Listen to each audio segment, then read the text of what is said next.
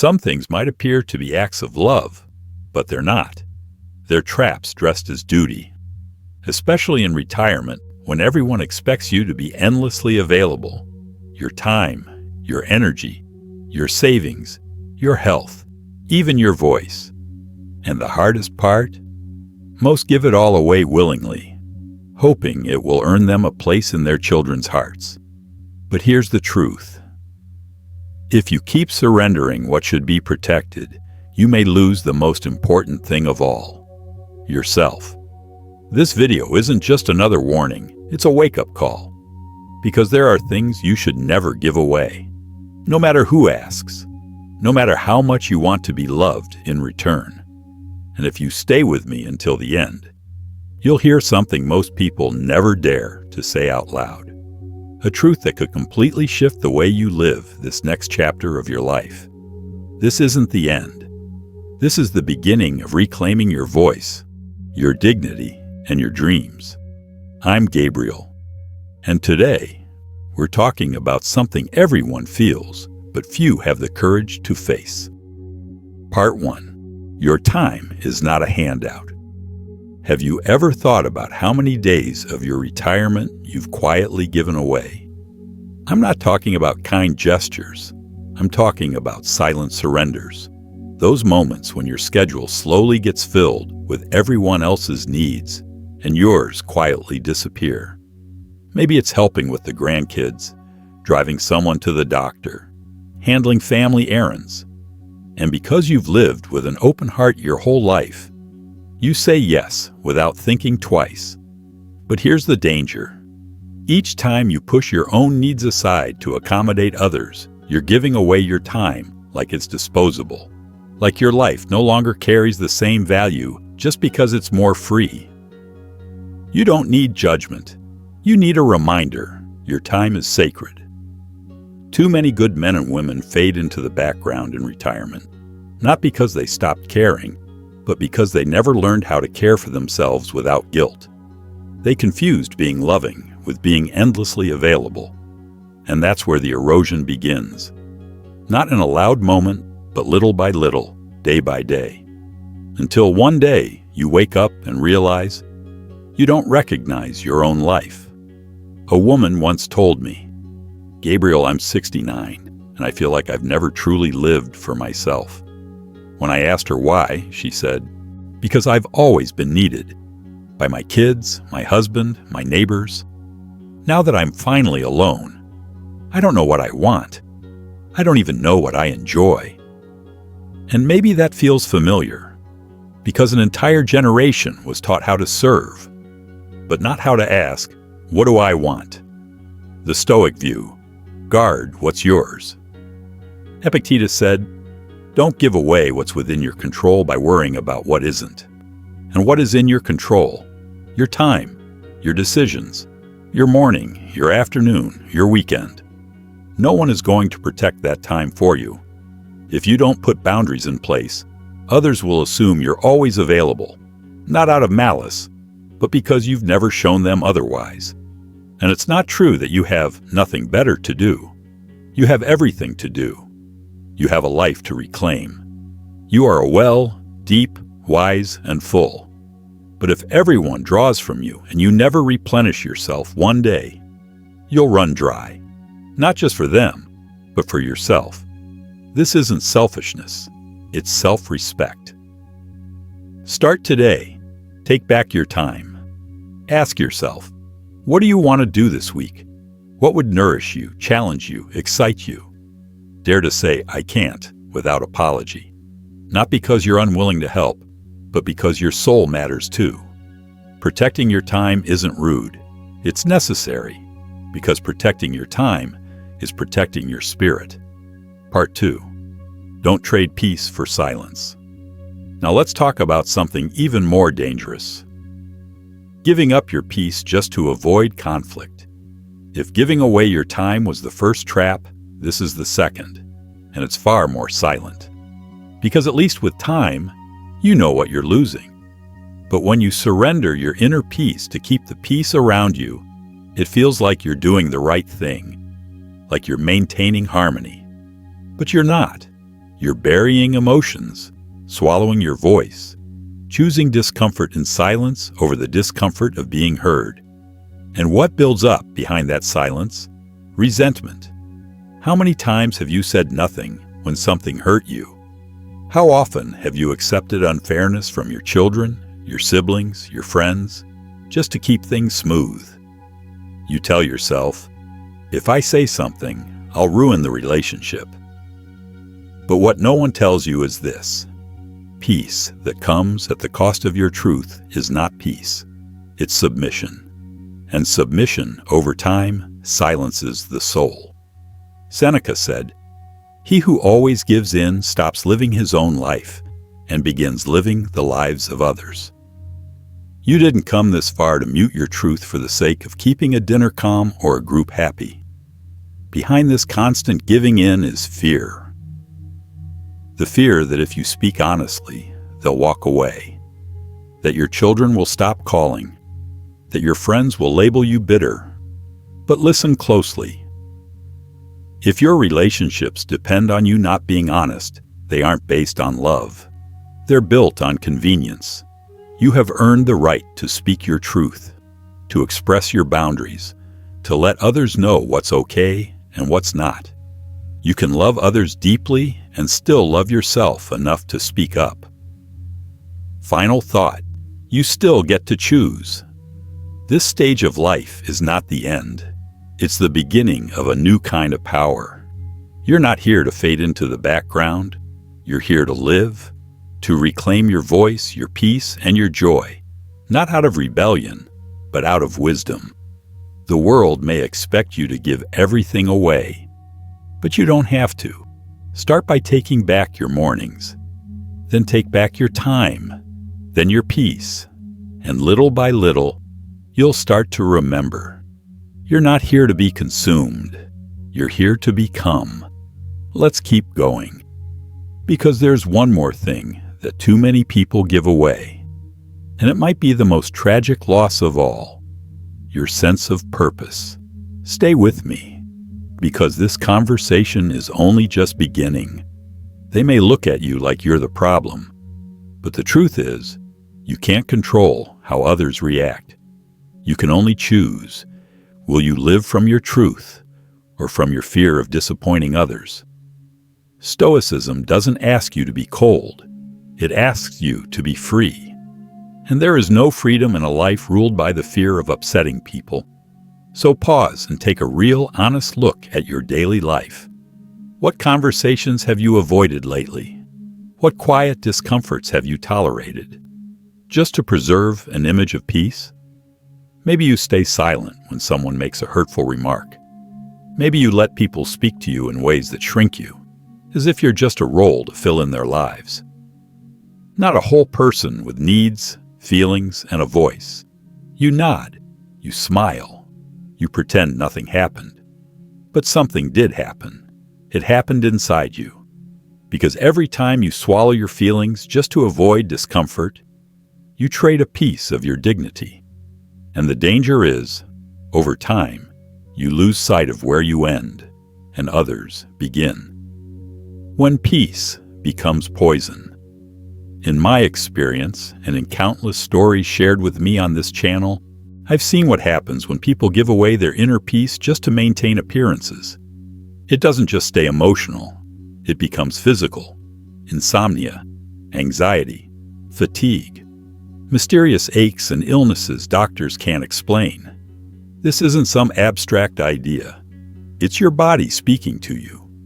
Because when your life drifts out of alignment with your inner truth, your biology feels the weight of that lie. True peace isn't the absence of conflict. It's the presence of clarity. It comes when you can speak your truth, calmly, clearly, respectfully. It comes when you know where you stand, and you're not afraid to protect that ground. Setting boundaries isn't cruelty. It's wisdom. It's self-respect. What happens when you speak up? Even Jesus said, "The truth will set you free." And truth doesn't always soothe. Sometimes it stings. Sometimes it shakes the room. But it also clears the air. It heals. It brings real peace. the kind that allows you to breathe again. You didn't come this far in life just to gather more silence. You're here now to speak with a clear heart, to live in alignment with who you really are, to stop treating peace as something you buy through self-erasure. Peace is not the absence of conflict. Peace is the result of inner strength. So next time something bothers you, don't dismiss it.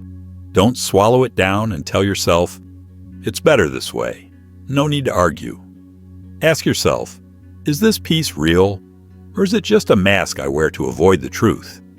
If what you feel is injustice, speak up. You might not change the other person, but you will change something even more powerful. You. You'll stop handing away your inner calm like it's disposable. You'll protect what's sacred.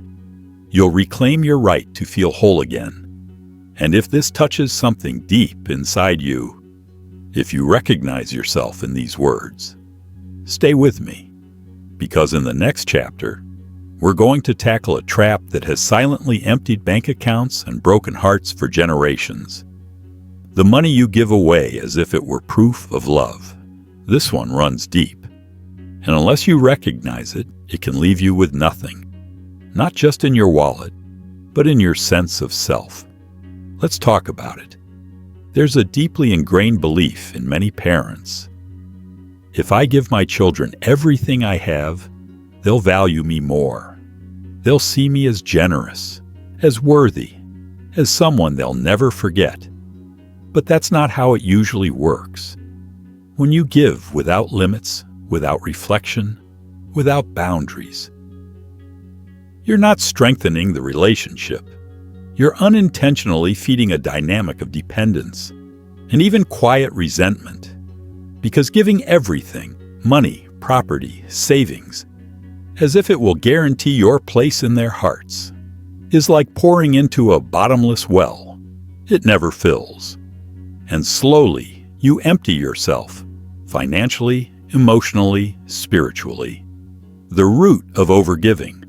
Where does this come from? Often, it's a mix of guilt over what you couldn't give before, and fear that if you stop giving now, you'll be forgotten, left out, alone. But guilt and fear are not wise advisors. Seneca said, "True wealth is not in having much, but in needing little." And I would add, true giving does not stem from fear.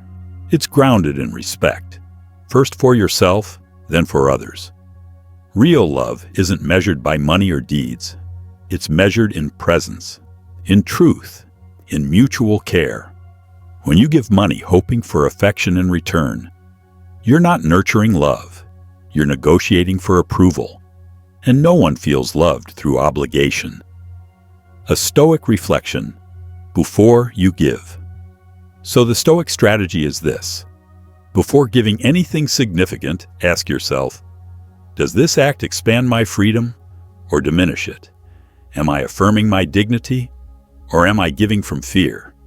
And perhaps most importantly, have I given to myself too?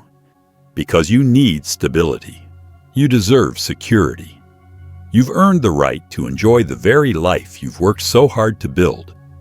What's the point of decades of sacrifice if you never stop long enough to taste the fruits of your labor? What good is a lifetime of giving if you're left empty-handed while others benefit without even pausing to say thank you? The garden analogy. Imagine your life as a garden. You've spent years tending to it, planting, pruning, watering. Now ask yourself, would you hand your last blossoms to someone who never once helped you water them? Would you give away the keys to someone who only shows up when they need shade, but never stays to share a quiet afternoon? Then why do that with your money, with your home, with your peace?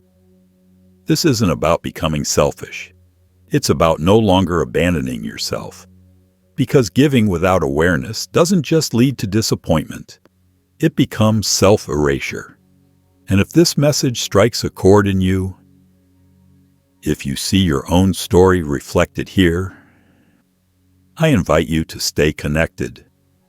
Subscribe. Share your thoughts in the comments. And write this affirmation if you feel ready to protect what you've built. My money is not a debt. It's part of my freedom. We're not finished yet. Because after talking about what happens when you give away your time, your peace, and your resources in search of love, we arrive at something even more sacred, something most people don't even realize they've been giving away: their health. Part 4. Your health is not a bargaining chip. Here's the truth many don't want to face. There's a dangerous belief among those who have spent a lifetime giving that caring for others is more noble than caring for themselves. That's saying yes to every request, helping with grandkids, running errands, solving family disputes, is their duty, even if it means skipping meals, ignoring pain, or neglecting rest. No one says it outright. Sacrifice your body. But the praise you receive for being endlessly available becomes a quiet pressure. And suddenly, you realize weeks have passed, and while everyone else's needs have been met, you haven't taken a peaceful walk. You haven't had a quiet moment to yourself. The Stoic view of the body. The body may not be the most important thing, as the Stoics said, but it is the instrument through which you practice everything that is important: presence, virtue, serenity, love. A neglected body is like a house left to decay. Small cracks become leaks, leaks become floods, and soon it's no longer livable. And when that happens, you can't help others with dignity. You can't stay connected to life in a meaningful way. I've met people who delay checkups, downplay chronic pain, or dismiss exhaustion as just getting older. But that's not wisdom. That's quiet resignation. Taking care of your body isn't vanity. It's gratitude. It's your way of honoring the years you've lived and preparing yourself to fully live the ones still ahead. Stop confusing sacrifice with strength. We've confused sacrifice with virtue for too long. We've believed, if it hurts, endure it. If you're tired, keep going. If you don't feel like it, push through anyway. But that's not stoicism. That's burnout. A Stoic doesn't ignore his body. He listens to it. He cares for it. He strengthens it so he can show up for what truly matters. Marcus Aurelius said, "It's not just living that should be valued, but living well." And living well requires energy. It requires clarity. It requires self-respect. When you treat your body as a burden, when you treat it as a tool meant only for service, you distance yourself from your own being. You lose mobility. You lose clarity. You stop feeling fully alive. Eventually, you don't live. You survive. So if it feels hard to put yourself first, ask this: what happens to the people you love if you fall apart? You can't pour from an empty cup, and your body, your energy, is that cup. You deserve to feel strong. You deserve to feel rested. You deserve to enjoy the life you've built. How can you take care of others from a body that's falling apart? What's the point of being there for everyone else if you're no longer there for yourself? Each morning, your body doesn't ask for punishment. It asks to be heard. A slow walk, a nourishing meal, a moment of true rest. You don't need dramatic changes. You need to return home, to yourself. Because as long as you are here, your body is your sacred vessel, and it deserves the kind of care you'd give anything you truly treasure. So the next time you're about to say yes to something that depletes you, pause and ask yourself, who will pay the price? If the answer is your body, then let your answer be no. Not from selfishness, but from the deepest form of self-respect. At this stage in life, taking care of yourself isn't indulgence, it's responsibility. What lies ahead still matters. And to show up fully, clear, strong, and at peace, your body must be honored, not overlooked. What comes next? The invisible trap of losing yourself. We've spoken about your time, your peace, your money, and your health. Now we step into the most delicate and perhaps most important territory: your identity. We've reached the fifth point in this journey, and it's one of the most subtle and painful patterns I see among older adults: the gradual surrender of your inner voice, just to keep others comfortable. The quiet disappearance of self. It doesn't happen all at once. It starts small. You hold back a thought. You stay quiet when something feels off. You suppress a desire because it might seem inconvenient or too much or not your place. You do it once, then again. And before long, you're living a life that doesn't fully feel like yours. You become the quiet father, the helpful mother, the always available grandparent. You become someone who acts the part instead of living their truth. On the outside, everyone feels comfortable, but inside, you start to fade, not because others stop seeing you. The final chapter. What you bury could save you. We've dismantled the quiet traps that rob you of the present: guilt, silenced truth, neglected health, peace given away, money offered without clarity, time spent on everyone but you. But now we reach the most sacred and most painful truth of all. Because this final mistake, it's not about what others take from you, it's about what you choose to bury. And sometimes the thing we bury most is our dreams. Don't throw away your dreams like they're trash. At a certain point, many people begin to believe that dreaming no longer belongs to them, that life is now about support, not desire, about watching from the sidelines, about being helpful, being quiet, being ready for the decline. But resignation is not wisdom, and giving up on yourself before death is the quietest form of emotional suicide. Let that sink in. How many passions have you silenced because they seemed silly? How many times have you said, "What's the point?" How many beautiful ideas have you buried? Just because you thought your children wouldn't understand, or others might laugh. That kind of silence has a price. It creates a life lived halfway. A life rekindled, even now. This isn't a motivational cliche. It's something I've seen, again and again. Men and women in their 60s, 70s, even 80s, choosing to pick up old paintbrushes, write stories they never told, learn an instrument, travel solo, plant a garden, speak their truth on camera, laugh louder, live fuller, and not to impress anyone, but simply to feel alive again. That flame? It's still there, but it needs your permission to burn. And it will never ignite if you keep telling yourself, "I'm too old for that." That sentence is the early epitaph of your vitality, and the worst part, no one imposes it on you. You impose it on yourself. Seneca said, "As long as we breathe, we can learn." Let me add this. As long as we breathe, we can live. But to do so, you must stop blaming your age. Stop blaming your past. Stop waiting for permission that will never come. Every day you postpone what excites your soul is a day you will never get back. It doesn't matter if it's small. It doesn't matter if no one understands. It doesn't matter if it's imperfect. What matters is that it's yours, that you do it with trembling hands and a steady heart. Because at this stage of life, dreaming isn't naive. It's resistance. It's an act of faith. It's a declaration. My story isn't over.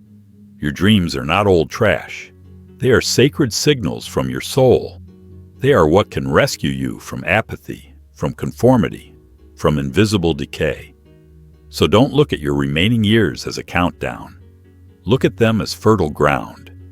Because if you don't see yourself again, if you don't give yourself permission to feel, to create, to explore, no one else will. A life filled with dreams doesn't fade. It transforms. If you've made it this far, then this wasn't just a video for you. This was a mirror. And not everyone has the courage to look in it. But you did. You stayed through every chapter, through the hard truths, through the quiet invitations to wake up. And that already sets you apart.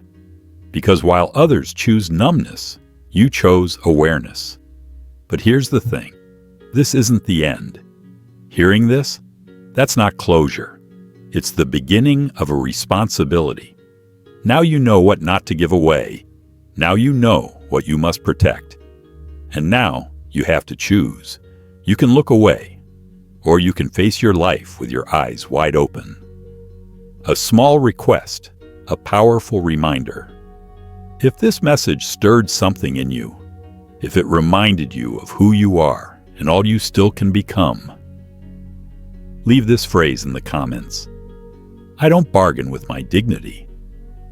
And tell me where you're listening from, because I want to know you're there, not as a silent watcher, but as someone who is ready to reclaim their life. That's the mission of this channel.